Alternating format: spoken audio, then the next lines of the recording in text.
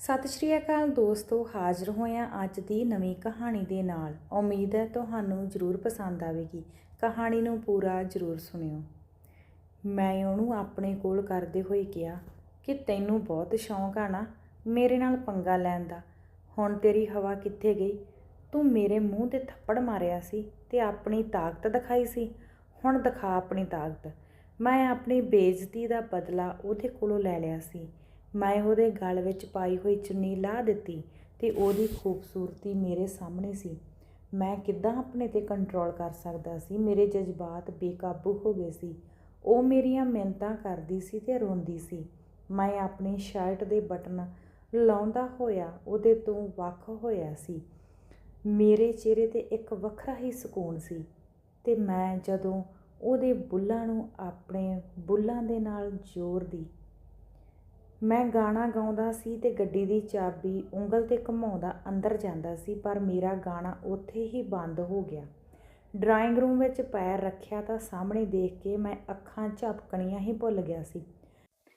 ਮੇਰਾ ਦਿਲ ਉਸ ਨਾਲ ਗੁਸਤਾਖੀ ਕਰਨ ਲਈ ਮਚਲਦਾ ਸੀ। ਮੈਂ ਇੱਦਾਂ ਹੀ ਵੰਨ-ਸੁਵੰਨੀਆਂ ਕੁੜੀਆਂ ਨਾਲ ਮੈਨੂੰ ਬਹੁਤ ਮਜ਼ਾ ਆਉਂਦਾ ਸੀ। ਮੈਂ ਜਿੱਥੋਂ ਆਇਆ ਸੀ ਮੇਰੇ ਦੋਸਤਾਂ ਦੇ ਨਾਲ ਪਾਰਟੀ ਸੀ, ਜਿੱਥੇ ਕੁੜੀਆਂ ਵੀ ਸੀ। ਉਹ ਅਮੀਰ ਘਰਾਂ ਦੀਆਂ ਕੁੜੀਆਂ ਜਿਨ੍ਹਾਂ ਨੂੰ ਇਹ ਸਭ ਕਰਨਾ ਗਲਤ ਨਹੀਂ ਲੱਗਦਾ ਸੀ। ਉਹਨਾਂ ਦੇ ਲਈ ਇਹ ਵੀ ਇੱਕ ਫੈਸ਼ਨ ਸੀ। ਮੈਂ ਵੀ ਉਹਨਾਂ ਸੋਹਣੀਆਂ ਦੀਆਂ ਮਦਹੋਸ਼ ਕਰ ਦੇਣ ਵਾਲੀ ਖੁਸ਼ਬੂ ਨੂੰ ਆਪਣੇ ਸਾਹਾਂ ਵਿੱਚ ਲਿਆ ਸੀ, ਪਰ ਫਿਰ ਵੀ ਮੇਰਾ ਦਿਲ ਨਹੀਂ ਭਰਦਾ ਸੀ। ਹਰ ਵਾਰ ਇੱਕ ਸੋਹਣੀ ਕੁੜੀ ਦੇਖਦਾ ਤਾਂ ਮੇਰਾ ਦਿਲ ਬੇਚੈਨ ਹੋਣ ਲੱਗਦਾ ਸੀ।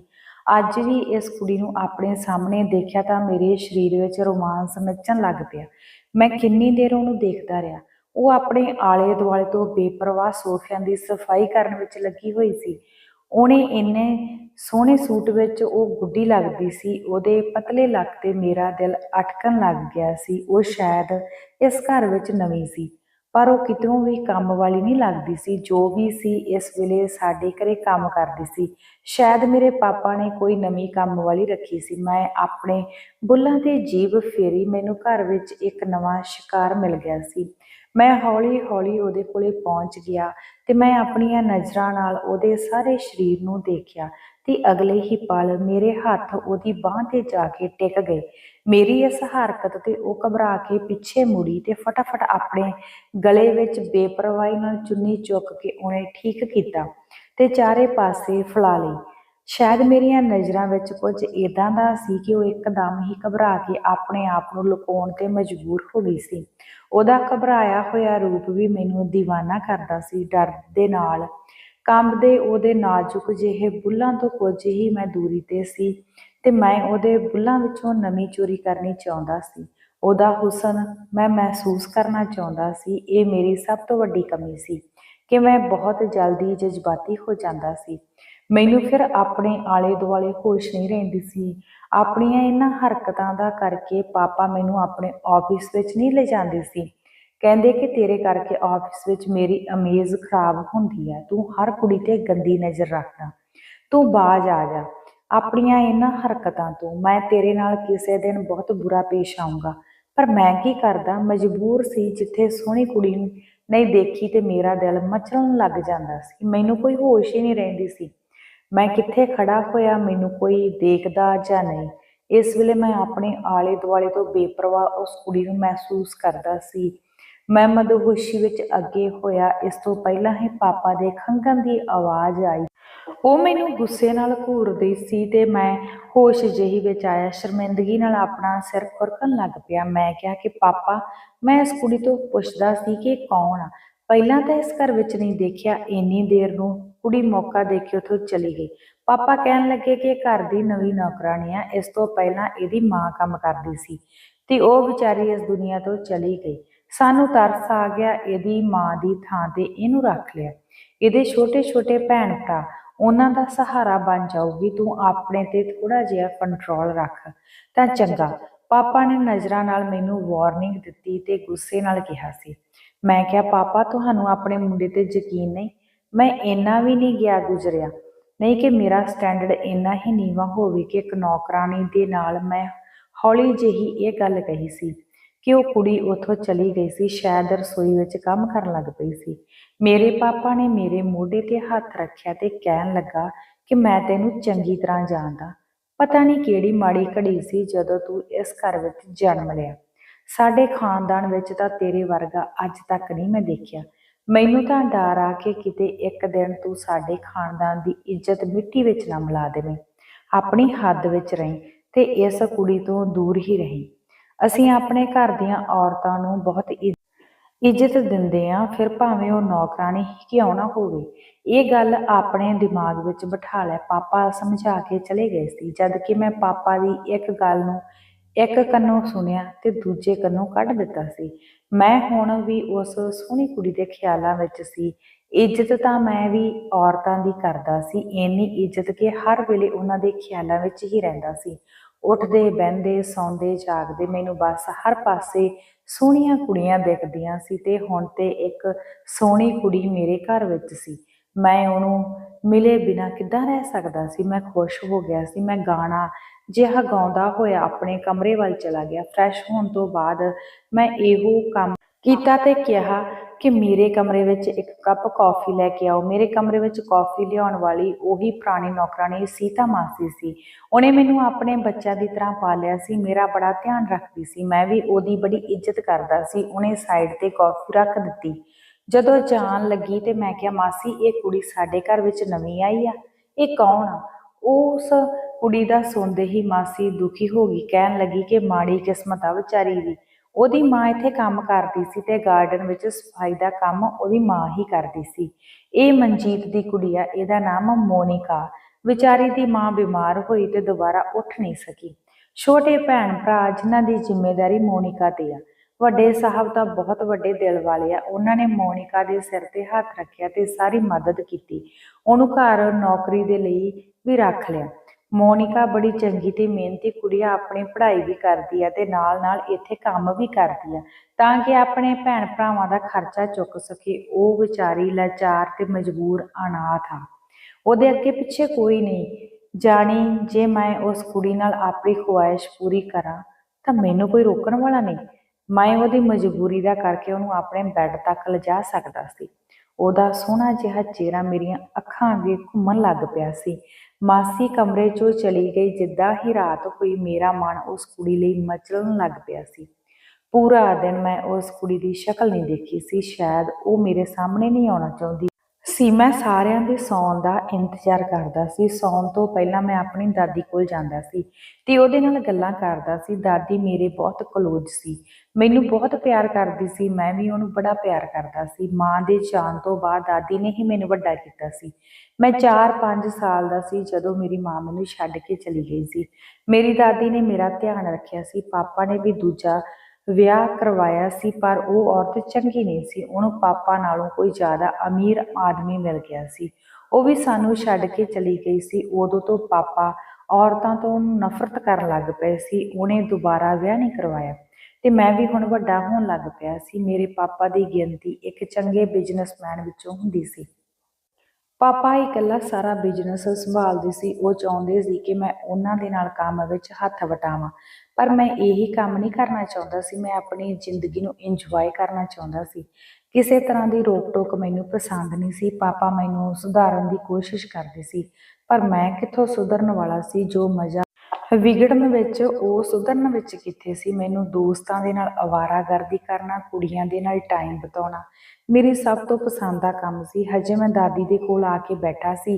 ਦਾਦੀ ਵੀ ਢੋਲ ਆ ਕੇ ਬੈਠੀ ਸੀ, ਸ਼ਾਇਦ ਮੇਰਾ ਇੰਤਜ਼ਾਰ ਕਰਦੀ ਸੀ। ਕਹਿਣ ਲੱਗੀ, ਆ ਗਿਆ ਮੇਰਾ ਬੱਚਾ, ਕਿੰਨੀ ਦੇਰ ਲਾ ਦਿੱਤੀ। ਦਾਦੀ ਕਹਿਣ ਲੱਗੀ, ਕਦੋਂ ਤੱਕ ਆਪਣੇ ਦਾਦੇ ਨੂੰ ਇਕੱਲੇਪਣ ਦੀ ਮਾਰ ਮਾਰਦਾ ਰਹੇਗਾ। ਬਾਹਰ ਘੁੰਮਣ ਫਿਰਨ ਦੇ ਲਈ ਮੈਂ ਇਕੱਲੀ ਨੌਕਰਾਂ ਦੇ ਕੰਨ ਖਾਂਦੀ ਰਹਿੰਦੀ ਆ। ਹੁਣ ਤਾਂ ਨੌਕਰ ਵੀ ਮੇਰੀ ਗੱਲ ਨਹੀਂ ਸੁਣਦੇ, ਉਹ ਵੀ ਮੇਰੇ ਤੋਂ ਦੂਰ ਭੱਜਦੇ ਆ ਕਿ ਇਹ ਬੁੱਢੀ ਪਤਾ ਨਹੀਂ ਕਿੱਥੇ ਲਿਜਾ ਕੇ ਸਾਡੇ ਕੰਨ ਖਾਣੇ ਸ਼ੁਰੂ ਕਰ ਦੇਊਗੀ। ਤੂੰ ਜਲਦੀ ਵਿਆਹ ਕਰਵਾ ਲੈ ਤੇ ਘਰੇ ਨਹੁੰ ਲੈ ਆ, ਜਿਹਦੇ ਨਾਲ ਘਰੇ ਰੌਣਕ ਲੱਗੇ। ਤੇਰੇ ਬੱਚੇ ਹੋਣਗੇ, ਉਹਨਾਂ ਦੇ ਨਾਲ ਘਰ ਮਹਿਕਣ ਲੱਗ ਜਾਊਗਾ। ਮੈਂ ਪਿਆਰ ਨਾਲ ਦਾਦੀ ਦੇ ਗਲੇ ਵਿੱਚ ਬਾਹਾਂ ਪਾਈਆਂ। ਮੈਂ ਕਿਹਾ, ਦਾਦੀ ਤੁਹਾਨੂੰ ਮੇਰੀ ਆਜ਼ਾਦੀ ਚੰਗੀ ਨਹੀਂ ਲੱਗਦੀ? ਕਿਉਂ ਮੈਨੂੰ ਫਸਾਉਣਾ ਚਾਹੁੰਦੀ ਆ? ਵਿਆਹ ਦਾ ਮਤਲਬ ਆ ਜ਼ਿੰਦਗੀ ਕੈਦ ਹੋ ਜਾਂਦੀ ਹੈ। ਮੈਨੂੰ ਉਮਰ ਕੈਦ ਦੀ ਸਜ਼ਾ ਨਹੀਂ ਚਾਹੀਦੀ। ਮੈਨੂੰ ਬਸ ਇਦਾਂ ਹੀ ਰਹਿਣ ਦੇ। ਮੈਂ ਆਪਣੇ ਤਰੀਕੇ ਨਾਲ ਜ਼ਿੰਦਗੀ ਜੀਣਾ ਚਾਹੁੰਦਾ। ਮੈਂ ਕਿਸੇ ਦੀ ਨਹੀਂ ਸੁਣਨੀ। ਦਾਦੀ ਗੁੱਸੇ ਹੋ ਗਈ ਤੇ ਕਹਿਣ ਲੱਗੀ, ਵਿਆਹ ਦਾ ਬੜਾ ਪਿਆਰਾ ਰਿਸ਼ਤਾ ਹੁੰਦਾ। ਇਹ ਤਾਂ ਉਹ ਰਿਸ਼ਤਾ ਜੋ ਜ਼ਿੰਦਗੀ ਵਿੱਚ ਰੰਗ ਭਰ ਦਿੰਦਾ। ਬਸ ਸ਼ਰਤ ਇਹ ਹੈ ਕਿ ਤੁਹਾਨੂੰ ਸਮਝਣ ਵਾਲਾ ਤੇ ਤੈਨੂੰ ਪਿਆਰ ਕਰਨ ਵਾਲਾ, ਵਫਾਦਾਰ ਰਹਿਣ ਵਾਲਾ ਜੀਵਨ ਸਾਥੀ ਜ਼ਿੰਦਗੀ ਵਿੱਚ ਮਿਲਣਾ ਚਾਹੀਦਾ। ਮੈਂ ਕਿਹਾ, ਅੱਛਾ ਦਾਦੀ, ਇਦਾਂ ਦਾ ਮੈਨੂੰ ਕਿੱਥੇ ਮਿਲੂਗਾ? ਅੱਜ ਕੱਲ੍ਹ ਦੇ ਜ਼ਮਾਨੇ ਵਿੱਚ ਇਦਾਂ ਦੀਆਂ ਕੁੜੀਆਂ ਕਿੱਥੇ ਆ? ਉਹ ਤਾਂ ਬਸ ਆਪਣਾ ਉੱਲੂ ਸਿੱਧਾ ਕਰਦੀਆਂ। ਤੂੰ ਦੇਖਿਆ ਨਹੀਂ ਮੇਰੀ ਦੂਜੀ ਮਾਂ ਕਿੱਦਾਂ ਪਾਪਾ ਨੂੰ ਛੱਡ ਕੇ ਚਲੀ ਗਈ? ਦਾਦੀ ਕਹਿਣ ਲੱਗੀ ਕਿ ਉਹਦਾ ਨਾਮ ਹੀ ਨਾ ਲੈ। ਉਹ ਤਾਂ ਪੈਸਿਆਂ ਦੀ ਲਾਲਚਣ ਸੀ। ਸਾਰੀਆਂ ਕੁੜੀਆਂ ਇਦਾਂ ਦੀਆਂ ਨਹੀਂ ਹੁੰਦੀਆਂ। ਦੇਖੀ ਪੁੱਤ, ਮੇਰੇ ਦੀ ਜ਼ਿੰਦਗੀ ਵਿੱਚ ਬੜੀ ਪਿਆਰੀ ਤੇ ਸੁਲਝੀ ਹੋਈ ਕੁੜੀ ਆਊਗੀ, ਤੈਨੂੰ ਬੜਾ ਪਿਆਰ ਕਰੂਗੀ। ਮੈਂ ਵੀ ਕਹਿ ਦਿੱਤਾ ਕਿ ਜਦੋਂ ਮੈਨੂੰ ਇਦਾਂ ਦੀ ਕੁੜੀ ਮਿਲੂਗੀ ਤਾਂ ਮੈਂ ਵਿਆਹ ਕਰਵਾ ਲੂੰਗਾ। ਦਾਦੀ ਖੁਸ਼ ਹੋ ਗਈ ਸੀ। ਥੋੜੀ ਦੇਰ ਵਿੱਚ ਦਾਦੀ ਸੌਂ ਗਈ। ਮੈਂ ਉੱਠ ਕੇ ਬਾਹਰ ਚਲਾ ਗਿਆ ਸੀ। ਨੌਕਰ ਵੀ ਸਾਰੇ ਆਪਣੇ ਕਮਰਿਆਂ ਵਿੱਚ ਚਲੇ ਗਏ ਸੀ। ਪਾਪਾ ਦੀ ਇੱਕ ਬਿਜ਼ਨਸ ਮੀਟਿੰਗ ਸੀ ਤੇ ਉਹ ਵੀ ਘਰੇ ਨਹੀਂ ਸੀ। ਮੈਂ ਹੌਲੀ ਜਿਹੀ ਨੌਕਰਾਂ ਦੇ ਕਮਰਿਆਂ ਵੱਲ ਜਾਣ ਲੱਗਾ। ਮੈਨੂੰ ਪਤਾ ਸੀ ਕਿ ਉਸ ਕੁੜੀ ਦਾ ਕਮਰਾ ਕਿਹੜਾ, ਕਿਉਂਕਿ ਸਾਡੇ ਗਾਰਡਨ ਦੀ ਸਫਾਈ ਕਰਨ ਵਾਲੀ ਦੀ ਕੁੜੀ ਸੀ ਤੇ ਉਹ ਕੁੜੀ ਤੇ ਜਿਹਦਾ ਮਤਲਬ ਉਹ ਵੀ ਸਾਡੇ ਕੰਮ ਕਰਨ ਵਾਲੀ ਦੇ ਕਮਰੇ ਵਿੱਚ ਹੀ ਰਹਿੰਦੀ ਹੋਊਗੀ। ਮੈਂ ਉੱਥੇ ਚਲਾ ਗਿਆ ਸੀ। ਉਸ ਕੁੜੀ ਦਾ ਇਸ ਦੁਨੀਆ ਵਿੱਚ ਕੋਈ ਨਹੀਂ ਸੀ। ਉਹ ਆਪਣੀ ਇੱਕ ਛੋਟੀ ਭੈਣ ਤੇ ਭਰਾ ਨੂੰ ਆਪਣੇ ਨਾਲ ਹੀ ਲੈ ਕੇ ਆਈ ਸੀ। ਅੰਦਰੋਂ ਮੈਨੂੰ ਗੱਲਾਂ ਕਰਨ ਦੀ ਆਵਾਜ਼ ਆਉਂਦੀ ਸੀ। ਮੈਂ ਇੱਕ ਮੋਰੀ ਜਿਹੀ ਵਿੱਚ ਦੀ ਦੇਖਿਆ ਤੇ ਉਹ ਕੁੜੀ ਆਪਣੇ ਛੋਟੇ ਭੈਣ ਭਰਾ ਨੂੰ ਪੜ੍ਹਾਉਂਦੀ ਸੀ। ਮੈਂ ਅਗਲੇ ਹੀ ਪਲ ਦਰਵਾਜ਼ਾ ਖੜਕਾਇਆ ਤੇ ਸ਼ਾਂਤੀ ਜਿਹੀ ਹੋ ਗਈ, ਪਰ ਦਰਵਾਜ਼ਾ ਨਹੀਂ ਖੁੱਲਿਆ ਸੀ। ਮੈਂ ਫਿਰ ਦਰਵਾਜ਼ਾ ਖੜਕਾਇਆ ਤੇ ਖੁੱਲ ਗਿਆ। ਮੈਨੂੰ ਦੇਖ ਕੇ ਉਹ ਕੁੜੀ ਘਬਰਾ ਗਈ। ਕਹਿਣ ਲੱਗੀ, ਛੋਟੇ ਸਾਹਿਬ, ਤੁਸੀਂ ਇਸ ਵੇਲੇ? ਤੁਹਾਨੂੰ ਕੁਝ ਚਾਹੀਦਾ ਸੀ? ਮੈਂ ਕਿਹਾ, ਹਾਂ, ਮੇਰੇ ਸਿਰ ਵਿੱਚ ਦਰਦ ਹੁੰਦਾ। ਮੈਨੂੰ ਇੱਕ ਕੱਪ ਕੌਫੀ ਚਾਹੀਦੀ ਹੈ। ਮੇਰੇ ਕਮਰੇ ਵਿੱਚ ਲੈ ਆਏ। ਉਹ ਕਹਿਣ ਲੱਗੀ, ਛੋਟੇ ਸਾਹਿਬ, ਤੁਸੀਂ ਸੀਤਾ ਮਾਸੀ ਨੂੰ ਕਹਿ ਦੇਣਾ ਸੀ, ਉਹ ਬਹੁਤ ਵਧੀਆ ਕੌਫੀ ਬਣਾਉਂਦੀ ਆ। ਮੈਂ ਕਿਹਾ, ਅੱਛਾ, ਤੈਨੂੰ ਕਿਸ ਗੱਲ ਤੇ ਪੈਸੇ ਮਿਲਦੇ ਆ? ਮੈਂ ਤੇਰਾ ਮਾਲਕ ਆ ਤੇ ਤੂੰ ਮੇਰੀ ਮਾਲਕ ਨਹੀਂ ਆ ਜੋ ਮੈਨੂੰ ਸਮਝਾਵੇਂਗੀ ਕਿ ਮੈਂ ਕਿਹਦੇ ਕੋਲੋਂ ਕੀ ਕੰਮ ਕਰਵਾਉਣਾ ਤੇ ਕਿਹਦੇ ਕੋਲੋਂ ਨਹੀਂ। ਮੈਂ ਤੈਨੂੰ ਕਿਹਾ ਤੇ ਫਟਾਫਟ ਮੇਰੇ ਲਈ ਕੌਫੀ ਬਣਾ ਕੇ ਦੇ, ਮੇਰੇ ਕਮਰੇ ਵਿੱਚ ਲੈ ਆਏ, ਬਾਕੀ ਕੰਮ ਬਾਅਦ ਵਿੱਚ ਕਰੇ। ਉਹ ਕੁੜੀ ਸਿਰ ਝੁਕਾ ਕੇ ਕਹਿਣ ਲੱਗੀ, ਠੀਕ ਆ, ਤੁਸੀਂ ਜਾਓ, ਮੈਂ ਆਉਂਦੀ ਆ। ਇਹ ਕਹਿ ਕੇ ਉਹ ਆਪਣੀ ਭੈਣ ਭਰਾ ਵੱਲ ਮੁੜੀ। ਸ਼ਾਇਦ ਉਹਨਾਂ ਨੂੰ ਸਮਝਾਉਣ ਲੱਗੀ ਸੀ ਕਿ ਮੈਂ ਸਿੱਧਾ ਆਪਣੇ ਕਮਰੇ ਵਿੱਚ ਆ ਗਿਆ ਸੀ। ਕੁਝ ਹੀ ਦੇਰ ਵਿੱਚ ਮੇਰੇ ਕਮਰੇ ਵਿੱਚ ਉਹ ਆਉਣ ਵਾਲੀ ਸੀ। ਉਹਦੀ ਖੂਬਸੂਰਤੀ ਦੇਖ ਕੇ ਤਾਂ ਮੇਰਾ ਮਨ ਬਹਿਕਣ ਲੱਗ ਪਿਆ ਸੀ। ਥੋੜੀ ਦੇਰ ਵਿੱਚ ਉਹ ਕੁੜੀ ਮੇਰੇ ਕਮਰੇ ਦੇ ਦਰਵਾਜ਼ੇ ਨੂੰ ਖੜਕਾਉਂਦੀ ਸੀ। ਮੈਂ ਕਿਹਾ, ਆ ਜਾਓ। ਉਹ ਕੌਫੀ ਦਾ ਕੱਪ ਲੈ ਕੇ ਆਈ ਸੀ ਤੇ ਚਿਹਰੇ ਤੇ ਹਜੇ ਵੀ ਘਬਰਾਹਟ ਸੀ। ਉਹਨੇ ਕੌਫੀ ਇੱਕ ਸਾਈਡ ਤੇ ਰੱਖੀ ਤੇ ਜਾਣ ਲੱਗੀ ਸੀ, ਪਰ ਮੈਂ ਉਹਨੂੰ ਏਦਾਂ ਕਿੱਦਾਂ ਜਾਣ ਦੇ ਸਕਦਾ ਸੀ। ਮੈਂ ਫਟਾਫਟ ਉਹਦਾ ਹੱਥ ਫੜ ਲਿਆ। ਮੈਂ ਕਿਹਾ, ਇੰਨੀ ਜਾਣ ਦੀ ਵੀ ਕਿਹੜੀ ਕਾਲ ਆ? ਮੇਰੀ ਹਰਕਤ ਦੇਖ ਕੇ ਉਹ ਘਬਰਾ ਗਈ ਤੇ ਕਹਿਣ ਲੱਗੀ, ਸਾਹਿਬ, ਇਹ ਕੀ ਕਰਦੇ ਹੋ? ਮੇਰਾ ਹੱਥ ਛੱਡੋ। ਤੁਸੀਂ ਕੌਫੀ ਲਈ ਕਿਹਾ ਸੀ ਤੇ ਇਹ ਕੌਫੀ ਲਈ ਮੈਂ ਤੁਹਾਨੂੰ ਲਿਆ ਕੇ ਦੇ ਦਿੱਤੀ ਆ। ਹੁਣ ਮੈਨੂੰ ਜਾਣ ਦਿਓ, ਰਾਤ ਕਾਫੀ ਹੋ ਗਈ ਆ। ਇਹ ਕਹਿ ਕੇ ਮੇਰੇ ਕੋਲੋਂ ਉਹਨੇ ਹੱਥ ਛੁਡਵਾਇਆ ਸੀ ਤੇ ਦਰਵਾਜ਼ੇ ਵੱਲ ਚਲੀ ਗਈ। ਪਰ ਮੈਂ ਫਟਾਫਟ ਉੱਠਿਆ ਤੇ ਉਹਦੇ ਸਾਹਮਣੇ ਖੜਾ ਹੋ ਗਿਆ। ਮੈਂ ਕਿਹਾ ਕਿ 2 ਮਿੰਟ ਰੁਕ ਜਾ। ਕੌਫੀ ਪੀਣ ਦਾ ਮਜ਼ਾ ਤਾਂ ਆਵੇਗਾ ਜੇ ਤੇਰੇ ਵਰਗੀ ਸੋਹਣੀ ਕੁੜੀ ਸਾਹਮਣੇ ਬੈਠੀ ਹੋਵੇ। ਮੈਂ ਹੌਲੀ ਹੌਲੀ ਉਹਦੇ ਕੋਲ ਗਿਆ ਤੇ ਉਹ ਪਿੱਛੇ ਹੁੰਦੀ ਜਾਂਦੀ ਸੀ। ਕਹਿਣ ਲੱਗੀ ਕਿ ਸਾਹਿਬ, ਪਲੀਜ਼ ਇਹ ਸਭ ਕੁਝ ਕਰਨਾ ਬੰਦ ਕਰੋ, ਮੈਨੂੰ ਜਾਣ ਦਿਓ। ਕਿੱਦਾਂ ਦੀਆਂ ਗੱਲਾਂ ਕਰਦੇ ਹੋ? ਮੇਰੇ ਭੈਣ ਭਰਾ ਮੈਨੂੰ ਉਡੀਕਦੇ ਆ। ਮੈਂ ਉਹਦੇ ਕੋਲ ਹੀ ਹੁੰਦਾ ਜਾਂਦਾ ਸੀ। ਉਹ ਕੰਧ ਨਾਲ ਲੱਗ ਗਈ ਸੀ। ਮੈਂ ਉਹਨੂੰ ਆਪਣੀਆਂ ਬਾਹਾਂ ਵਿੱਚ ਕੈਦ ਜਿਹੀ ਕਰ ਲਿਆ ਸੀ। ਮੈਂ ਉਹਨੂੰ ਕਿਹਾ ਕਿ ਤੇਰੀ ਖੂਬਸੂਰਤੀ ਤੇ ਮੇਰਾ ਦਿਲ ਆ ਗਿਆ ਤਾਂ ਮੈਨੂੰ ਖੁਸ਼ ਕਰ ਦੇ। ਮੈਂ ਤੈਨੂੰ ਸਾਰੀ ਜ਼ਿੰਦਗੀ ਖੁਸ਼ ਰੱਖੂੰਗਾ, ਤੇਰੀਆਂ ਪਰੇਸ਼ਾਨੀਆਂ ਦੂਰ ਕਰ ਦੇਵਾਂਗਾ, ਮੂੰਹ ਮੰਗੀ ਕੀਮਤ ਦੇਵਾਂਗਾ। ਇੱਕ ਰਾਤ ਦੇ ਲਈ ਇਹ ਸ਼ਬਦ ਮੇਰੇ ਮੂੰਹ ਵਿੱਚ ਹੀ ਰਹਿ ਗਏ ਸੀ। ਉਸ ਕੁੜੀ ਨੇ ਮੇਰੇ ਮੂੰਹ ਤੇ ਜ਼ੋਰ ਦੀ ਥੱਪੜ ਮਾਰਿਆ ਤੇ ਅਚਾਨਕ ਹੀ ਮੈਨੂੰ ਕੁਝ ਸਮਝ ਨਹੀਂ ਆਈ ਕਿ ਇਹ ਸਭ ਕੁਝ ਕੀ ਸੀ। ਮੈਂ ਕਿੰਨੀ ਦੇਰ ਤੱਕ ਉਸ ਕੁੜੀ ਵੱਲ ਦੇਖਦਾ ਰਿਹਾ। ਉਹਦੀਆਂ ਅੱਖਾਂ 'ਚੋਂ ਹੰਝੂ ਆਉਣ ਲੱਗ ਪਏ ਸੀ। ਕਹਿਣ ਲੱਗੀ ਕਿ ਅਸੀਂ ਗਰੀਬ ਜ਼ਰੂਰ ਹਾਂ, ਪਰ ਸਾਡੀ ਇੱਜ਼ਤ ਹੀ ਸਾਡਾ ਸਭ ਤੋਂ ਵੱਡਾ ਧਨ ਹੁੰਦੀ ਹੈ। ਤੁਸੀਂ ਅਮੀਰ ਆ ਤਾਂ ਤੁਸੀਂ ਗਰੀਬਾਂ ਦਾ ਮਜ਼ਾਕ ਉਡਾਉਣਾ ਹੀ ਆ। ਸਾਡੀ ਬੇਬਸੀ, ਸਾਡੀ ਮਜਬੂਰੀ, ਗਰੀਬੀ ਦਾ ਫਾਇਦਾ ਚੁੱਕ ਕੇ ਸਾਡੀ ਇੱਜ਼ਤ ਦੇ ਨਾਲ ਖੇਲਦੇ ਹੋ। ਤੁਸੀਂ ਬਹੁਤ ਘਟੀਆ ਟਾਈਪ ਦੇ ਹੋ। ਮਾਲਕ ਤਾਂ ਜ਼ਰੂਰ ਹੋ, ਪਰ ਮੇਰੀ ਇੱਜ਼ਤ ਦੇ ਖਰੀਦਦਾਰ ਨਹੀਂ ਬਣ ਸਕਦੇ। ਮੈਂ ਮਰ ਜਾਊਂਗੀ ਪਰ ਆਪਣੀ ਇੱਜ਼ਤ ਖਰਾਬ ਨਹੀਂ ਕਰੂੰਗੀ। ਮੈਂ ਮਿਹਨਤ ਕਰਦੀ ਹਾਂ, ਮੈਂ ਆਪਣੀ ਮਿਹਨਤ ਦੇ ਪੈਸੇ ਕਮਾਉਣੇ ਆ। ਆਪਣੀ ਇੱਜ਼ਤ ਵੇਚ ਕੇ ਮੈਨੂੰ ਪੈਸੇ ਕਮਾਉਣੇ ਹੁੰਦੇ ਤਾਂ ਮੈਂ ਇੱਥੇ ਨਹੀਂ ਬਲਕਿ ਕਿਸੇ ਕੋਠੇ ਤੇ ਹੁੰਦੀ। ਉਸ ਕੁੜੀ ਨੇ ਮੈਨੂੰ ਧੱਕਾ ਮਾਰਿਆ ਤੇ ਕਮਰੇ 'ਚੋਂ ਚਲੀ ਗਈ। ਉਹਦੇ ਜਾਣ ਤੋਂ ਬਾਅਦ ਮੈਨੂੰ ਹੋਸ਼ ਜਿਹੀ ਆਈ ਸੀ। ਗੁੱਸੇ ਨਾਲ ਮੇਰਾ ਮੂੰਹ ਲਾਲ ਹੋ ਗਿਆ ਸੀ। ਉਸ 2 ਕੌਡੀ ਦੀ ਕੁੜੀ ਨੇ ਮੇਰੇ ਮੂੰਹ ਤੇ ਥੱਪੜ ਮਾਰਿਆ ਸੀ, ਉਹ ਵੀ ਮੇਰੇ ਅੱਗੇ ਤਾਂ ਕੋਈ ਟਿਕਦਾ ਨਹੀਂ ਸੀ ਤੇ ਕੁੜੀਆਂ ਦੀ ਲਾਈਨ ਲੱਗੀ ਰਹਿੰਦੀ ਸੀ। ਜਿਹਨੂੰ ਵੀ ਇਸ਼ਾਰਾ ਕਰਾਂ ਮੇਰੀਆਂ ਬਾਹਾਂ ਵਿੱਚ ਆਉਣ ਲਈ ਬੇਚੈਨ ਰਹਿੰਦੀ ਸੀ। ਤੇ ਮੈਂ ਇਸ ਕੁੜੀ ਨੂੰ ਸਜ਼ਾ ਹੁਣ ਜ਼ਰੂਰ ਦੇ ਕੇ ਹੀ ਰਹੂੰਗਾ। ਸਾਰੀ ਜ਼ਿੰਦਗੀ ਉਹ ਯਾਦ ਰੱਖੂਗੀ। ਮੈਂ ਗੁੱਸਾ ਕੰਟਰੋਲ ਕਰ ਲਿਆ ਸੀ। ਮੈਂ ਗੁੱਸੇ ਵਿੱਚ ਆ ਕੇ ਕੌਫੀ ਚੁੱਕ ਕੇ ਡੋਲ ਦਿੱਤੀ ਸੀ। ਕਿੰਨੀ ਦੇਰ ਮੈਂ ਕਮਰੇ ਵਿੱਚ ਘੁੰਮ ਕੇ ਆਪਣੇ ਆਪ ਨੂੰ ਸ਼ਾਂਤ ਕਰਨ ਦੀ ਕੋਸ਼ਿਸ਼ ਕਰਦਾ ਸੀ। ਜਦ ਕਿਸੇ ਤਰ੍ਹਾਂ ਆਪਣੇ ਆਪ ਨੂੰ ਸ਼ਾਂਤ ਨਾ ਕਰ ਸਕਿਆ ਤੇ ਮੈਂ ਬਾਹਰ ਜਾ ਕੇ ਸਿਗਰਟ ਪੀਣ ਲੱਗ ਗਿਆ। ਮੈਨੂੰ ਪਤਾ ਨਹੀਂ ਸੀ ਕਿ ਕਦੋਂ ਉੱਥੇ ਹੀ ਕੁਰਸੀ ਤੇ ਬੈਠੇ ਬੈਠੇ ਮੇਰੀ ਅੱਖ ਲੱਗ ਗਈ। ਪਤਾ ਨਹੀਂ ਕਦੋਂ ਮੇਰੀ ਅੱਖ ਖੁੱਲੀ ਤੇ ਮੇਰੇ ਲੱਕ ਵਿੱਚ ਦਰਦ ਹੁੰਦਾ ਸੀ। ਸ਼ਾਇਦ ਕੁਰਸੀ ਤੇ ਸੌਣ ਨਾਲ ਮੇਰਾ ਲੱਕ ਦੁਖਣ ਲੱਗ ਪਿਆ ਸੀ। ਮੈਂ ਕਮਰੇ ਵਿੱਚ ਆ ਕੇ ਲੰਮਾ ਪੈ ਗਿਆ। ਸਵੇਰ ਨੂੰ ਮੇਰੀ ਅੱਖ ਕਿਸੇ ਦੇ ਦਰਵਾਜ਼ਾ ਖੜਕਾਉਣ ਨਾਲ ਖੁੱਲੀ ਸੀ। ਮੈਂ ਦਰਵਾਜ਼ਾ ਖੋਲ੍ਹਿਆ ਤੇ ਸੀਤਾ ਮਾਸੀ ਸੀ। ਕਹਿਣ ਲੱਗੀ ਕਿ ਕੀ ਗੱਲ ਛੋਟੇ ਸਾਹਿਬ, ਇੰਨੀ ਦੇਰ ਹੋ ਗਈ, ਹਜੇ ਤੱਕ ਉੱਠੇ ਨਹੀਂ? ਮੈਂ ਕਿਹਾ ਰਾਤੀ ਲੇਟ ਸੁੱਤਾ ਸੀ, ਮੇਰੇ ਲਈ ਰੋਟੀ ਬਣਾ ਦਿਓ। ਤੇ ਸੀਤਾ ਮਾਸੀ ਮੇਰੇ ਲਈ ਰੋਟੀ ਬਣਾਉਣ ਲਈ ਚਲੀ ਗਈ ਸੀ। ਮੈਂ ਫਰੈਸ਼ ਹੋ ਕੇ ਟੇਬਲ ਤੇ ਆ ਕੇ ਬੈਠ ਗਿਆ ਸੀ ਤੇ ਉਸ ਕੁੜੀ ਨੂੰ ਲੱਭਦਾ ਸੀ, ਪਰ ਉਹ ਮੈਨੂੰ ਕਿਤੇ ਵੀ ਦਿਖਦੀ ਨਹੀਂ ਸੀ। ਥੋੜੀ ਦੇਰ ਬਾਅਦ ਮਾਸੀ ਨੇ ਮੈਨੂੰ ਰੋਟੀ ਫੜਾਈ ਤੇ ਮੈਂ ਕਿਹਾ ਮਾਸੀ, ਮੈਂ ਜੂਸ ਵੀ ਪੀਣਾ। ਮੇਰੇ ਕਹਿਣ ਤੇ ਮਾਸੀ ਨੇ ਮੋਨਿਕਾ ਨੂੰ ਆਵਾਜ਼ ਮਾਰੀ ਕਿ ਜੂਸ ਲੈ ਕੇ ਆ। ਮੈਂ ਹਜੇ ਫਰੈਸ਼ ਜੂਸ ਹੀ ਕੱਢਿਆ। ਉਹ ਉਸੇ ਵੇਲੇ ਲੈ ਕੇ ਆਈ ਤੇ ਮੇਰੀ ਨਜ਼ਰ ਰਸੋਈ ਵੱਲ ਚਲੀ ਗਈ ਸੀ। ਥੋੜੀ ਦੇਰ ਬਾਅਦ ਉਹ ਕੁੜੀ ਨਜ਼ਰਾਂ ਝੁਕਾ ਕੇ ਜੂਸ ਮੇਰੇ ਗਲਾਸ ਵਿੱਚ ਪਾਉਣ ਲੱਗੀ ਤੇ ਉਹਦੇ ਹੱਥ ਕੰਬਦੇ ਸੀ। ਉਹਨੂੰ ਦੇਖ ਕੇ ਮੈਨੂੰ ਗੁੱਸਾ ਆਉਂਦਾ ਸੀ। ਉਹਦੇ ਥੱਪੜ ਦੀ ਗੂੰਜ ਮੇਰੇ ਦਿਮਾਗ ਵਿੱਚ ਗੂੰਜਦੀ ਸੀ। ਅਗਲੇ ਹੀ ਪਲ ਮੈਂ ਜੂਸ ਦੇ ਗਲਾਸ ਨੂੰ ਹੱਥ ਮਾਰ ਕੇ ਡੋਲ ਦਿੱਤਾ। ਇਹ ਗਲਾਸ ਟੁੱਟਣ ਦੀ ਆਵਾਜ਼ ਨੇ ਦਾਦੀ ਨੂੰ ਵੀ ਹੈਰਾਨ ਕਰ ਦਿੱਤਾ ਸੀ। ਤਾਂ ਮਾਸੀ ਦੇ ਵੀ ਹੱਥ ਰੁਕ ਗਏ ਸੀ ਕਿ ਉਹ ਕੁੜੀ ਡਰ ਨਾਲ ਕੰਬਦੀ ਸੀ। ਇੱਕ ਪਾਸੇ ਹੋ ਗਈ। ਦਾਦੀ ਕਹਿਣ ਲੱਗੀ ਕਿ ਮੋਨਿਕਾ, ਧਿਆਨ ਕਿੱਥੇ ਤੇਰਾ? ਜੂਸ ਦਾ ਗਲਾਸ ਡੋਲ ਦਿੱਤਾ, ਤੈਨੂੰ ਪਤਾ ਨਾ ਕਿ ਕੱਚ ਟੁੱਟਣਾ ਚੰਗਾ ਨਹੀਂ ਹੁੰਦਾ। ਉਹ ਕਹਿਣ ਲੱਗੀ ਕਿ ਮੈਂ ਇਹ ਗਲਾਸ ਨਹੀਂ ਡੋਲਿਆ, ਬਲਕਿ ਸਾਹਿਬ ਨੇ ਆਪ ਹੀ ਸੁੱਟਿਆ ਹੱਥ ਮਾਰ ਕੇ। ਮੈਂ ਆਪਣੀਆਂ ਅੱਖਾਂ ਨਾਲ ਦੇਖਿਆ। ਦਾਦੀ ਮੇਰੇ ਵੱਲ ਦੇਖਣ ਲੱਗੀ ਤੇ ਕਹਿਣ ਲੱਗੀ, ਤੂੰ ਗਲਾਸ ਕਿਉਂ ਸੁੱਟਿਆ? ਮੈਂ ਕਿਹਾ ਨਹੀਂ ਦਾਦੀ, ਮੈਂ ਕਿਉਂ ਗਲਾਸ ਸੁੱਟੂੰਗਾ, ਬਲਕਿ ਇਸ ਕੁੜੀ ਦਾ ਕਰਕੇ ਹੀ ਇਹ ਗਲਾਸ ਡਿੱਗ ਗਿਆ। ਪਤਾ ਨਹੀਂ ਇਹਦਾ ਧਿਆਨ ਕਿੱਥੇ ਆ। ਮੋਨਿਕਾ, ਕਿੱਥੇ ਲੱਗੀ ਰਹਿੰਦੀ ਆ? ਉਹ ਕਹਿਣ ਲੱਗੀ ਕਿ ਨਹੀਂ ਮੈਡਮ, ਮੈਂ ਝੂਠ ਨਹੀਂ ਬੋਲਦੀ, ਬਲਕਿ ਝੂਠ ਤਾਂ ਛੋਟੇ ਸਾਹਿਬ ਬੋਲਦੇ ਆ। ਅਚਾਨਕ ਹੀ ਮੈਂ ਉਸ ਕੁੜੀ ਨੂੰ ਬਾਂਹ ਤੋਂ ਫੜ ਕੇ ਮਰੋੜ ਦਿੱਤਾ ਤੇ ਆਪਣੀ ਕੁਰਸੀ ਤੋਂ ਉੱਠ ਕੇ ਉਹਦੇ ਥੱਪੜ ਮਾਰ ਦਿੱਤਾ। ਮੈਂ ਕਿਹਾ ਤੇਰੀ ਹਿੰਮਤ ਕਿੱਦਾਂ ਹੋਈ ਝੂਠ ਬੋਲਣ ਦੀ? ਤੂੰ ਘਰ ਦੀ ਨੌਕਰਾਣੀ ਆ ਤੇ ਆਪਣੇ ਆਪ ਨੂੰ ਨੌਕਰਾਣੀ ਹੀ ਸਮਝ। ਇਹ ਕਹਿ ਕੇ ਮੇਰੇ ਦਿਲ ਨੂੰ ਸਕੂਨ ਆਇਆ ਸੀ ਤੇ ਮੈਂ ਰਾਤ ਵਾਲੇ ਥੱਪੜ ਦਾ ਬਦਲਾ ਲੈ ਲਿਆ। ਪਰ ਉਹ ਥੱਪੜ ਮੇਰੀ ਗੱਲ ਤੇ ਨਹੀਂ, ਮੇਰੀ ਇੱਜ਼ਤ ਤੇ ਪਿਆ ਸੀ। ਮੈਂ ਗੁੱਸੇ ਨਾਲ ਘਰੋਂ ਬਾਹਰ ਚਲਾ ਗਿਆ ਸੀ। 2-3 ਦਿਨ ਇਦਾਂ ਹੀ ਲੰਘ ਗਏ ਸੀ। ਮੋਨਿਕਾ ਮੇਰੇ ਸਾਹਮਣੇ ਬਹੁਤ ਘੱਟ ਆਉਂਦੀ ਸੀ। ਮੈਂ ਇਦਾਂ ਦੇ ਮੌਕੇ ਨੂੰ ਲੱਭਦਾ ਸੀ ਤੇ ਉਸ ਦਿਨ ਮੈਨੂੰ ਮੌਕਾ ਮਿਲ ਗਿਆ ਸੀ। ਤਾਂ ਮਾਸੀ ਨੇ ਦੱਸਿਆ ਕਿ ਉਹਦੀ ਛੋਟੀ ਭੈਣ ਤੇ ਭਰਾ ਆਪਣੀ ਮਾਸੀ ਦੇ ਕੋਲ ਗਏ ਹੋਏ ਆ। ਮੋਨਿਕਾ ਇਕੱਲੀ ਆ ਤੇ ਆਪਣੇ ਕਮਰੇ ਵਿੱਚ ਹੀ ਆ। ਮੇਰੇ ਦਿਮਾਗ ਵਿੱਚ ਖਿਆਲ ਆਉਣ ਲੱਗ ਪਿਆ ਸੀ। ਰਾਤ ਨੂੰ ਮੈਂ ਉਹਦੇ ਕਮਰੇ ਵਿੱਚ ਪਹੁੰਚ ਗਿਆ ਤੇ ਦਰਵਾਜ਼ਾ ਖੜਕਾਇਆ ਸੀ। ਉਹਨੇ ਪੁੱਛਿਆ ਕਿ ਕੌਣ?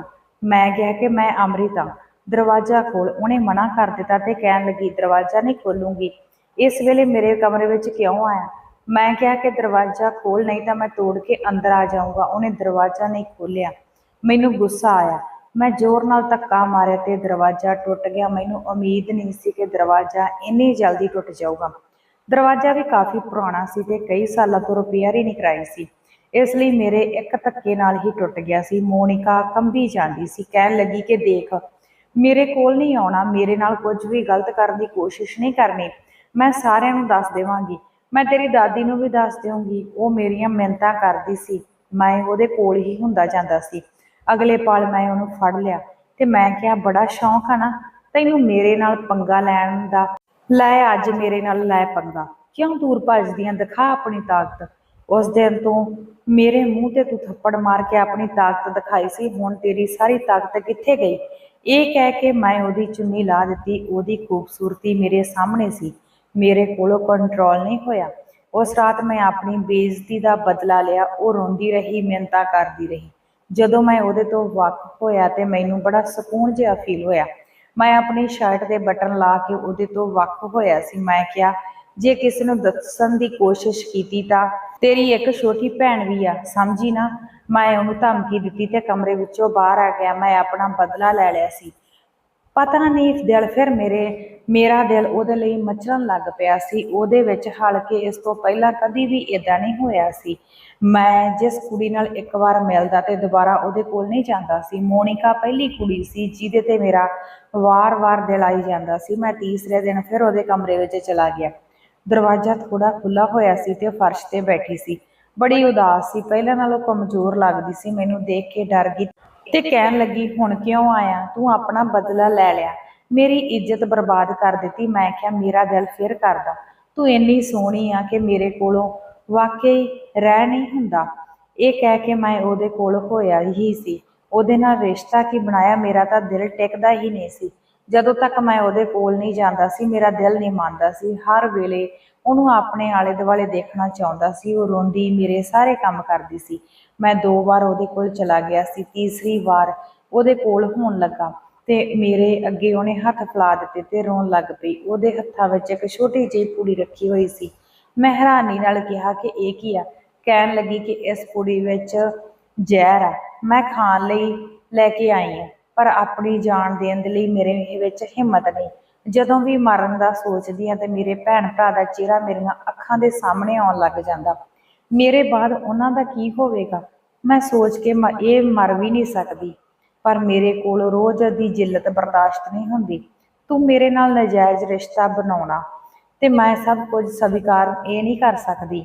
ਮੈਂ ਆਪਣੀ ਇੱਜ਼ਤ ਨੂੰ ਸੰਭਾਲ ਕੇ ਰੱਖਿਆ ਸੀ, ਪਰ ਤੂੰ ਬਰਬਾਦ ਕਰ ਦਿੱਤੀ। ਮੈਨੂੰ ਨਫ਼ਰਤ ਆ ਤੇਰੇ ਤੋਂ, ਤੇਰੇ ਕੋਲ ਆਉਣ ਤੋਂ। ਤੂੰ ਮੈਨੂੰ ਇਹ ਜ਼ਹਿਰ ਖਵਾ ਦੇ, ਮੈਨੂੰ ਮੌਤ ਦੀ ਨੀਂਦ ਸਵਾ ਦੇ। ਹੁਣ ਮੈਂ ਹੋਰ ਬਰਦਾਸ਼ਤ ਨਹੀਂ ਕਰ ਸਕਦੀ। ਉਸੇ ਵੇਲੇ ਮੇਰੇ ਦਿਲ ਨੂੰ ਕੁਝ ਹੋਇਆ ਤੇ ਮੈਂ ਉਹਦੇ ਤੋਂ ਪਿੱਛੇ ਹੋ ਗਿਆ ਸੀ। ਮੈਂ ਉਹ ਕੁੜੀ ਚੁੱਕੀ ਤੇ ਆਪਣੇ ਹੱਥ ਵਿੱਚ ਫੜ ਲਈ ਤੇ ਕਮਰੇ ਵਿੱਚੋਂ ਬਾਹਰ ਚਲਾ ਗਿਆ। ਮੈਂ ਉਸ ਕੁੜੀ ਨੂੰ ਇੰਨੀ ਤਕਲੀਫ ਦਿੰਦਾ ਸੀ ਕਿ ਉਹ ਮਰਨ ਬਾਰੇ ਸੋਚਣ ਲੱਗ ਪਈ ਸੀ। ਜੇ ਸੱਚੀ ਉਹ ਮਰ ਜਾਂਦੀ, ਇਹੀ ਸੋਚ ਕੇ ਮੈਂ ਤਾਂ ਡਰ ਗਿਆ ਸੀ। ਕਿੱਦਾਂ ਦਾ ਰਿਸ਼ਤਾ ਜੋੜ ਲਿਆ ਸੀ ਮੈਂ ਉਹਦੇ ਨਾਲ। ਉਹ ਤਾਂ ਇਸ ਘਰ ਦੀ ਨੌਕਰ ਵੀ ਸੀ ਤੇ ਇੱਕ ਆਮ ਜਿਹੀ ਕੁੜੀ ਸੀ। ਮੋਨਿਕਾ ਦੀ ਖੂਬਸੂਰਤੀ ਮੇਰੇ ਲਈ ਨਵੀਂ ਨਹੀਂ ਸੀ। ਇਸ ਤੋਂ ਪਹਿਲਾਂ ਵੀ ਮੈਂ ਬਹੁਤ ਸਾਰੀਆਂ ਕੁੜੀਆਂ ਨੂੰ ਮਿਲਿਆ ਸੀ, ਪਰ ਇੱਦਾਂ ਮੇਰੇ ਨਾਲ ਪਹਿਲਾਂ ਕਦੀ ਨਹੀਂ ਹੋਇਆ ਸੀ। ਮੇਰੇ ਹੱਥ ਵਿੱਚ ਉਹ ਕੁੜੀ ਸੀ। ਮੈਂ ਖੋਲ੍ਹ ਕੇ ਦੇਖਿਆ ਤੇ ਫਿਰ ਹੱਥ ਬੰਦ ਕਰ ਲਿਆ। ਮੇਰੇ ਕੰਨਾਂ ਵਿੱਚ ਉਹਦੀਆਂ ਗੱਲਾਂ ਵਾਰ-ਵਾਰ ਆਈ ਜਾਂਦੀਆਂ ਸੀ ਕਿ ਮੈਨੂੰ ਮਰ ਲੈਣ ਦੇ। ਰੋਜ਼-ਰੋਜ਼ ਮੇਰੇ ਤੋਂ ਜਿੱਲਤ ਬਰਦਾਸ਼ਤ ਨਹੀਂ ਹੁੰਦੀ। ਉਸ ਰਾਤ ਮੈਂ ਬੜਾ ਰੋਇਆ ਸੀ। ਮੈਨੂੰ ਅੱਜ ਤੱਕ ਮੋਨਿਕਾ ਦੇ ਹੰਝੂ ਕਿਉਂ ਨਹੀਂ ਦਿਸੇ? ਮੈਂ ਆਪਣੇ ਬਦਲੇ ਦੀ ਤੇ ਹਵਸ ਦੀ ਅੱਗ ਵਿੱਚ ਇੰਨਾ ਅੰਨਾ ਹੋ ਗਿਆ ਸੀ। ਉਸ ਦਿਨ ਮੈਂ ਬੜਾ ਰੋਇਆ ਸੀ। ਮੇਰੇ ਦਿਲ ਨੂੰ ਸਕੂਨ ਨਹੀਂ ਮਿਲਿਆ ਸੀ ਤੇ ਮੈਂ ਦਾਦੀ ਕੋਲ ਚਲਾ ਗਿਆ। ਦਾਦੀ ਜਾਗਦੀ ਸੀ, ਮੈਨੂੰ ਦੇਖ ਕੇ ਪਰੇਸ਼ਾਨ ਹੋਈ ਤੇ ਕਹਿਣ ਲੱਗੀ, ਅੰਮ੍ਰਿਤ ਕੀ ਹੋਇਆ? ਤੇਰੀਆਂ ਅੱਖਾਂ ਲਾਲ ਕਿਉਂ ਆ? ਮੈਂ ਦਾਦੀ ਦੇ ਕੋਲ ਵੀ ਬੜਾ ਰੋਇਆ ਸੀ। ਮੈਂ ਕਿਹਾ ਕਿ ਮੈਂ ਪਾਪੀ ਹਾਂ। ਮੇਰੇ ਪਾਪਾ ਦੀ ਕੋਈ ਵੀ ਮੈਨੂੰ ਮਾਫੀ ਨਹੀਂ ਮਿਲ ਸਕਦੀ। ਕਹਿਣ ਲੱਗੀ ਕਿ ਕੀ ਗੱਲ ਆ? ਮੈਂ ਕਿਹਾ, ਮੈਂ ਕਿਸੇ ਦਾ ਦਿਲ ਦੁਖਾਇਆ, ਬੜੀ ਤਕਲੀਫ ਦਿੱਤੀ ਆ। ਰੱਬ ਨੇ ਮੈਨੂੰ ਕਦੀ ਮਾਫ ਨਹੀਂ ਕਰਨਾ। ਦਾਦੀ ਮੇਰੇ ਵਾਲਾਂ ਵਿੱਚ ਹੱਥ ਫਿਰ ਕੇ ਕਹਿਣ ਲੱਗੀ ਕਿ ਰੱਬ ਤੈਨੂੰ ਮਾਫ ਨਹੀਂ ਕਰੂਗਾ ਜਦੋਂ ਤੱਕ ਉਹ ਇਨਸਾਨ ਤੈਨੂੰ ਮਾਫ ਨਹੀਂ ਕਰ ਦਿੰਦਾ ਜਿਹਦਾ ਤੂੰ ਦਿਲ ਦੁਖਾਇਆ। ਤੇ ਮੈਂ ਕਹਿਣ ਲੱਗਾ ਕਿ ਮੈਨੂੰ ਮੋਨਿਕਾ ਕਦੇ ਵੀ ਮਾਫ ਨਹੀਂ ਕਰੂਗੀ। ਦਾਦੀ ਕਹਿਣ ਲੱਗੀ ਕਿ ਅੰਮ੍ਰਿਤ, ਮੋਨਿਕਾ ਨੇ ਤੈਨੂੰ ਕੀ ਕਹਿ ਦਿੱਤਾ? ਤੂੰ ਮੋਨਿਕਾ ਨੂੰ ਕੁਝ ਕਿਹਾ? ਤਾਂ ਮੈਂ ਆਪਣੀ ਦਾਦੀ ਨੂੰ ਗੋਲ ਮਟੋਲ 'ਚ ਹੀ ਗੱਲ ਕਰ ਦਿੱਤੀ ਤੇ ਮੇਰੀ ਦਾਦੀ ਵੀ ਸਮਝ ਗਈ ਸੀ। ਮੈਂ ਸੋਚਿਆ ਕਿ ਮੈਂ ਉਹਦੇ ਕੋਲੋਂ ਮਾਫੀ ਮੰਗ ਲਊਂਗਾ ਤੇ ਉਹ ਕੁੜੀ ਮੈਨੂੰ ਮਾਫ ਕਰ ਦੇਊਗੀ। ਮੈਂ ਦਾਦੀ ਦੇ ਕੋਲ ਹੀ ਉਸ ਰਾਤ ਸੌਂ ਗਿਆ। ਸਵੇਰ ਨੂੰ ਮੇਰੀ ਅੱਖ ਖੁੱਲੀ ਤਾਂ ਪਾਪਾ ਮੇਰੇ ਸਿਰ ਤੇ ਆ ਕੇ ਖੜੇ ਸੀ। ਕਹਿਣ ਲੱਗੇ, ਅੰਮ੍ਰਿਤ, ਮੈਂ ਦੇਖ ਰਿਹਾ ਅੱਜ ਕੱਲ੍ਹ ਕੁਝ ਜ਼ਿਆਦਾ ਹੀ ਲਾਪਰਵਾਹ ਹੋ ਗਿਆ ਤੂੰ। ਆਫਿਸ ਵਿੱਚ ਮੇਰਾ ਬਹੁਤ ਜ਼ਰੂਰੀ ਕੰਮ ਆ ਤੇ ਮੈਨੂੰ ਕਿਤੇ ਜਾਣਾ ਪੈਣਾ, ਇਸ ਲਈ ਕੰਮ ਨੂੰ ਕੰਮ ਸਮਝ ਕੇ ਸੰਭਾਲ। ਕਦੋਂ ਤੱਕ ਇੱਦਾਂ ਹੀ ਤੂੰ ਉਲਝਿਆ ਰਵੇਂਗਾ? ਮੇਰੇ ਨਾਲ ਕੰਮ ਕਰਾਇਆ ਕਰ, ਮੇਰੀ ਮਦਦ ਕਰਿਆ ਕਰ। ਮੈਂ ਇੱਥੇ ਹੀ ਕੰਮ ਸੰਭਾਲ ਲੈਂਦਾ ਤੇ ਤੂੰ ਮੀਟਿੰਗ 'ਤੇ ਚਲਾ ਜਾਈਂ। ਮੈਂ ਫੋਨ ਕਰ ਦੇਵਾਂਗਾ, ਉੱਥੋਂ ਦਾ ਮੈਨੇਜਰ ਸਭ ਕੁਝ ਸੰਭਾਲ ਲਊਗਾ। ਮੈਂ ਚਾਹ ਕੇ ਪਾਪਾ ਨੂੰ ਮਨਾ ਨਾ ਕਰ ਸਕਿਆ ਤੇ ਚਲਾ ਗਿਆ। ਉੱਥੋਂ ਆਉਣ ਵਿੱਚ ਮੈਨੂੰ ਪੂਰੇ 8 ਦਿਨ ਲੱਗ ਗਏ ਸੀ। 9ਵੇਂ ਦਿਨ ਮੈਂ ਘਰ ਆਇਆ ਤੇ ਬੜੀ ਉਮੀਦ ਦੇ ਨਾਲ ਘਰੇ ਵੜਿਆ ਸੀ। ਮੈਂ ਸੋਚਿਆ ਮੋਨਿਕਾ ਕੋਲੋਂ ਆਉਂਦੇ ਸਾਰੀ ਮਾਫੀ ਮੰਗੂਗਾ। ਉਹਨੂੰ ਇੱਜ਼ਤ ਦੇਊਂਗਾ। ਮੈਂ ਘਰੇ ਆਇਆ ਪਰ ਮੋਨਿਕਾ ਮੈਨੂੰ ਕਿਤੇ ਵੀ ਨਾ ਦਿਸੀ। ਮੈਂ ਫਟਾਫਟ ਉਹਦੇ ਕਮਰੇ ਵੱਲ ਗਿਆ ਤੇ ਉਹਦਾ ਕਮਰਾ ਬਿਲਕੁਲ ਖਾਲੀ ਸੀ। ਮੈਂ ਸੀਤਾ ਮਾਸੀ ਕੋਲੋਂ ਪੁੱਛਿਆ ਤੇ ਉਹ ਕਹਿਣ ਲੱਗੀ ਕਿ ਉਹ ਕੁੜੀ ਤਾਂ ਬਹੁਤ ਹੀ ਘਟੀਆ ਨਿਕਲੀ, ਪਤਾ ਨਹੀਂ ਕਿਹਦਾ ਪਾਪ ਆਪਣੇ ਢਿੱਡ ਵਿੱਚ ਪਾਲ ਰਹੀ ਸੀ ਤੇ ਉਸ ਦਿਨ ਉਹਦੀ ਸਿਹਤ ਖਰਾਬ ਹੋ ਗਈ ਤੇ ਬੇਹੋਸ਼ ਹੋ ਕੇ ਡਿੱਗ ਗਈ। ਜਦੋਂ ਅਸੀਂ ਹਸਪਤਾਲ ਲੈ ਕੇ ਗਏ ਤਾਂ ਪਤਾ ਲੱਗਿਆ ਕਿ ਉਹ ਮਾਂ ਬਣਨ ਵਾਲੀ ਹੈ। ਤੌਬਾ ਤੌਬਾ, ਕੁਵਾਰੀ ਮਾਂ। ਵੱਡੇ ਸਾਹਿਬ ਨੇ ਉਹਨੂੰ ਘਰੋਂ ਕੱਢ ਦਿੱਤਾ। ਕਹਿਣ ਲੱਗੇ ਕਿ ਅਸੀਂ ਤਾਂ ਇਹਦੇ ਤੇ ਤਰਸ ਕਰਕੇ ਘਰੇ ਰੱਖਿਆ ਸੀ, ਪਰ ਤੇਰੇ ਵਰਗੀਆਂ ਕੁੜੀਆਂ ਦਾ ਸਾਡੇ ਘਰ ਵਿੱਚ ਕੋਈ ਗੁਜ਼ਾਰਾ ਨਹੀਂ। ਉਸੇ ਵੇਲੇ ਹੀ ਵੱਡੇ ਸਾਹਿਬ ਨੇ ਉਹਨੂੰ ਘਰੋਂ ਕੱਢ ਦਿੱਤਾ। ਇਹ ਸੁਣ ਕੇ ਤਾਂ ਮੇਰਾ ਦਿਲ ਡਰ ਗਿਆ ਸੀ, ਜਾਣੀ ਮੋਨਿਕਾ ਪ੍ਰੈਗਨੈਂਟ ਸੀ, ਮਾਂ ਬਣਨ ਵਾਲੀ ਸੀ, ਮੇਰੇ ਬੱਚੇ ਦੀ ਮਾਂ ਸੀ ਉਹ। ਇਹ ਸਭ ਕੀ ਹੋ ਗਿਆ? ਮੈਂ ਕਿਹਾ ਕਿ ਕਿੱਥੇ ਗਈ ਆ? ਉਹਨੇ ਹੈਰਾਨ ਹੋ ਕੇ ਕਿਹਾ ਕਿ ਪਤਾ ਨਹੀਂ ਕਿੱਥੇ ਗਈ ਆ। ਅਸੀਂ ਵੀ ਉਹਦੇ ਤੇ ਤਰਸ ਕਰਦੇ ਸੀ ਕਿ ਬਿਨਾਂ ਮਾਂ ਦੇ ਬੱਚੇ ਛੋਟੇ ਭੈਣ ਭਰਾ ਦੇ ਨਾਲ ਤੇ ਘਰ ਵਿੱਚ ਪਈ ਰਹੂਗੀ, ਪਰ ਉਹ ਘਰ ਦਾ ਮਾਹੌਲ ਹੀ ਗੰਦਾ ਕਰਨ ਤੇ ਤੁਲੀ ਹੋਈ ਆ।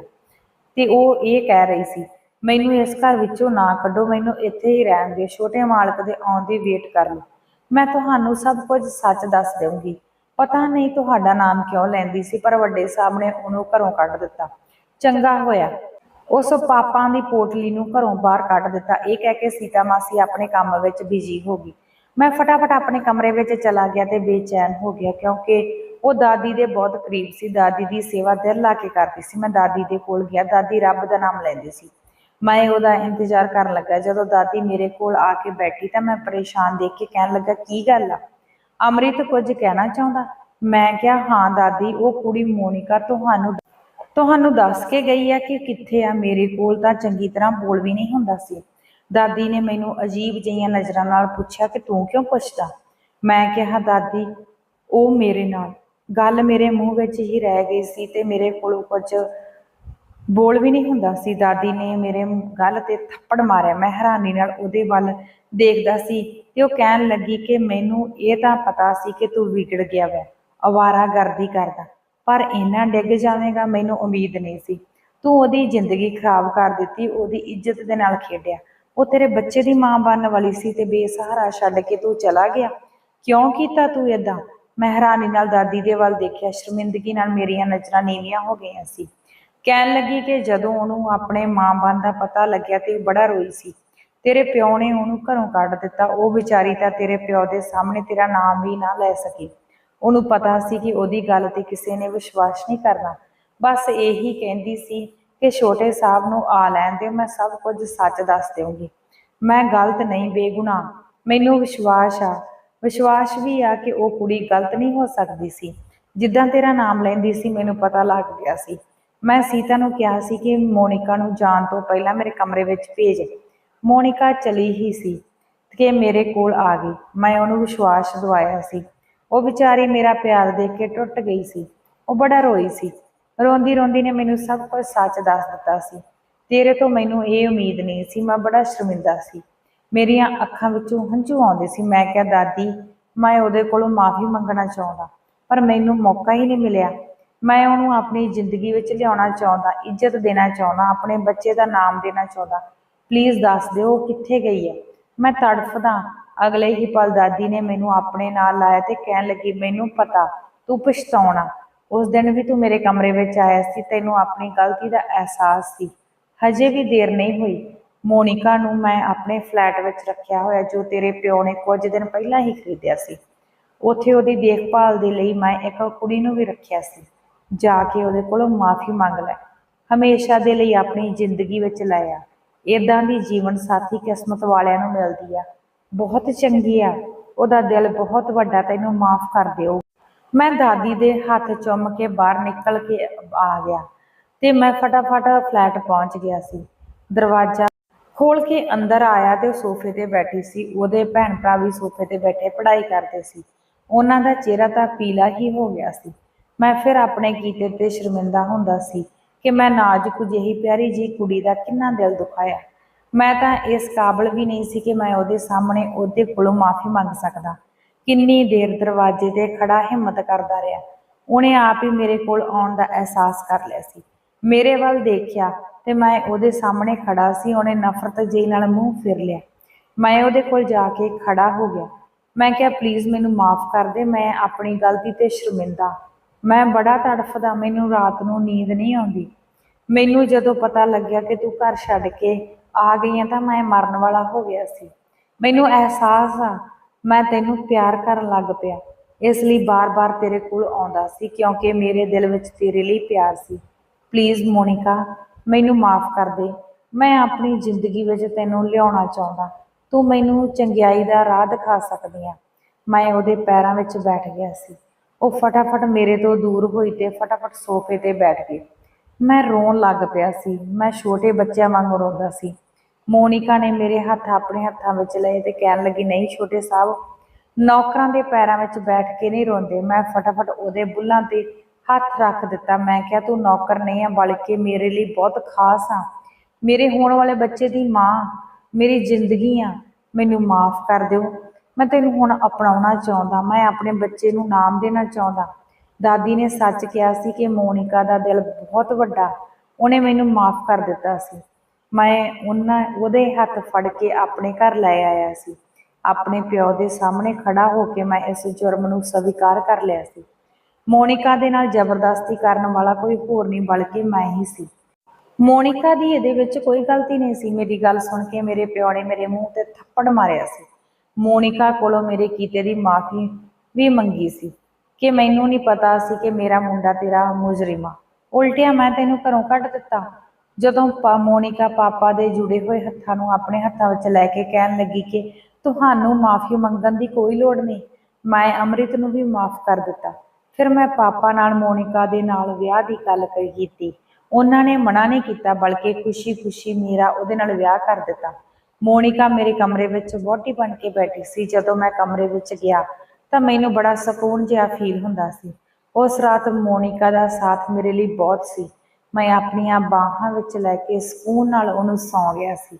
ਮੋਨਿਕਾ ਮੇਰੀ ਜ਼ਿੰਦਗੀ ਵਿੱਚ ਕੀ ਆਈ ਸੀ, ਉਸ ਦੇ ਤੋਂ ਬਾਅਦ ਮੇਰੀ ਜ਼ਿੰਦਗੀ ਵਿੱਚ ਖੁਸ਼ੀਆਂ ਆਉਣ ਲੱਗ ਪਈਆਂ ਸੀ। ਦਾਦੀ ਸੱਚ ਕਹਿੰਦੀ ਸੀ ਕਿ ਇੱਕ ਸੱਚਾ ਤੇ ਵਫਾਦਾਰ ਜੀਵਨ ਸਾਥੀ ਹੋਵੇ ਤਾਂ ਜ਼ਿੰਦਗੀ ਸਵਰਗ ਬਣ ਜਾਂਦੀ ਆ। ਹਰ ਜ਼ਰੂਰਤ ਦਾ ਖਿਆਲ ਉਹਦੀ ਪ੍ਰੈਗਨੈਂਸੀ ਦੇ ਸ਼ੁਰੂ ਦੇ ਦਿਨਾਂ ਵਿੱਚ ਮੈਂ ਰੱਖਦਾ ਸੀ। ਉਹਦੀ ਸਿਹਤ ਠੀਕ ਨਹੀਂ ਰਹਿੰਦੀ ਸੀ। ਮੈਂ ਉਹਦਾ ਬੜਾ ਧਿਆਨ ਰੱਖਦਾ ਸੀ। ਰੋਜ਼ ਡਾਕਟਰ ਦੇ ਕੋਲ ਲੈ ਕੇ ਜਾਂਦਾ ਸੀ। ਹੌਲੀ-ਹੌਲੀ ਉਹ ਠੀਕ ਹੋਣ ਲੱਗ ਪਈ ਸੀ। ਉਹ ਆਪਣੇ ਆਪ ਮੇਰੇ ਕੋਲ ਆਈ ਸੀ। ਉਹਦੀ ਮਰਜ਼ੀ ਮਹਿਸੂਸ ਕਰਕੇ ਮੈਨੂੰ ਬਾਹਾਂ ਵਿੱਚ ਉਹਨੇ ਲੈ ਲਿਆ ਸੀ ਤੇ ਉਹਦੇ ਮੱਥੇ ਨੂੰ ਮੈਂ ਚੁੰਮਿਆ ਸੀ। ਉਹਦੇ ਨਾਲ ਇੱਕ ਜਾਇਜ਼ ਰਿਸ਼ਤਾ ਬਣਾਇਆ ਸੀ। ਉਹ ਮੇਰੀਆਂ ਬਾਹਾਂ ਵਿੱਚ ਸੁੱਤੀ ਸੀ ਤੇ ਮੈਨੂੰ ਵੀ ਉਹਦੇ ਤੇ ਬਹੁਤ ਪਿਆਰ ਆ ਰਿਹਾ ਸੀ। ਮੈਂ ਉਹਦੇ ਭੈਣ ਭਰਾ ਦਾ ਐਡਮਿਸ਼ਨ ਚੰਗੇ ਸਕੂਲ ਵਿੱਚ ਕਰਵਾਇਆ ਸੀ। ਉਹਨਾਂ ਦੀ ਦੇਖਭਾਲ ਦੀ ਜ਼ਿੰਮੇਵਾਰੀ ਵੀ ਮੈਂ ਚੁੱਕ ਲਈ ਸੀ। ਮੇਰੀਆਂ ਸਾਰੀਆਂ ਗੱਲਾਂ ਤੇ ਮੋਨਿਕਾ ਬਹੁਤ ਖੁਸ਼ ਹੋ ਗਈ ਸੀ। ਮਹੀਨੇ ਬਾਅਦ ਉਹਨੇ ਮੇਰੇ ਪਿਆਰੇ ਜਿਹੇ ਮੁੰਡੇ ਨੂੰ ਜਨਮ ਦਿੱਤਾ। ਮੈਂ ਆਪਣੇ ਮੁੰਡੇ ਨੂੰ ਦੇਖ ਕੇ ਬੜਾ ਖੁਸ਼ ਹੋਇਆ ਸੀ। ਉਹਨੂੰ ਗੋਦ ਵਿੱਚ ਲੈ ਕੇ ਇੱਕ ਵਾਅਦਾ ਕੀਤਾ ਸੀ ਕਿ ਮੁੰਡੇ ਨੂੰ ਇਹ ਗੱਲ ਜ਼ਰੂਰ ਸਿਖਾਊਂਗਾ ਕਿ ਕੁੜੀਆਂ ਦੀ ਇੱਜ਼ਤ ਦੇ ਨਾਲ ਕਦੀ ਵੀ ਖੇਡਣਾ ਨਹੀਂ ਤੇ ਔਰਤਾਂ ਦੀ ਇੱਜ਼ਤ ਕਰਨੀ ਹੈ। ਆਪਣੇ ਮੁੰਡੇ ਨੂੰ ਮੈਂ ਚੰਗਾ ਇਨਸਾਨ ਬਣਾਊਂਗਾ, ਨਾ ਕਿ ਆਪਣੇ ਵਰਗਾ, ਕਿਉਂਕਿ ਹਰ ਕਿਸੇ ਦੀ ਕਿਸਮਤ ਵਿੱਚ ਮੋਨਿਕਾ ਵਰਗੀ ਕੁੜੀ ਨਹੀਂ ਹੁੰਦੀ। ਹਾਂਜੀ ਦੋਸਤੋ, ਇਹ ਸੀ ਅੱਜ ਦੀ ਕਹਾਣੀ। ਕਹਾਣੀ ਤੁਹਾਨੂੰ ਕਿਸ ਤਰ੍ਹਾਂ ਦੀ ਲੱਗੀ? ਆਪਣੀ ਰਾਏ ਜ਼ਰੂਰ ਦੱਸਿਓ। ਕਹਾਣੀ ਵਧੀਆ ਲੱਗੀ ਹੋਵੇ ਲਾਈਕ ਸ਼ੇਅਰ ਕਰਨਾ ਨਾ ਭੁੱਲਣਾ।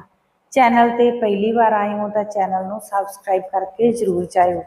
ਮਿਲਾਂਗੇ ਜੀ ਕੱਲ੍ਹ ਨੂੰ ਕਿਸੇ ਹੋਰ ਨਵੀਂ ਕਹਾਣੀ ਦੇ ਨਾਲ। ਤਦ ਤੱਕ ਲਈ ਦਿਓ ਇਜਾਜ਼ਤ। ਸਤਿ ਸ਼੍ਰੀ ਅਕਾਲ।